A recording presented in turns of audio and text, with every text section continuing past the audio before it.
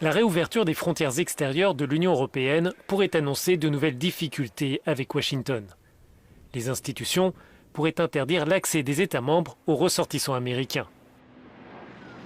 Les 27 semblent en effet peu enclins à reconnaître les États-Unis comme un pays sûr d'un point de vue sanitaire.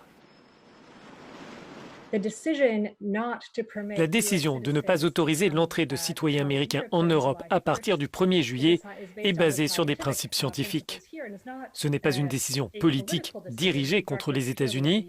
Cela concerne d'autres pays avec une forte vague épidémique, comme le Brésil et la Russie.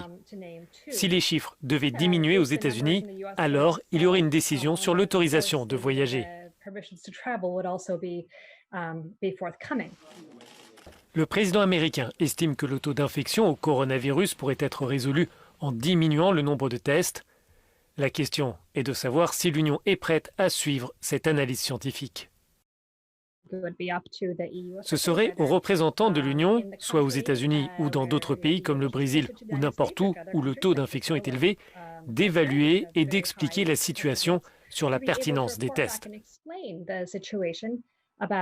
Si les tests ne sont pas considérés comme précis et que les chiffres semblent diminuer alors que la situation sur le terrain est différente, il sera important pour les responsables européens de considérer les mesures à prendre.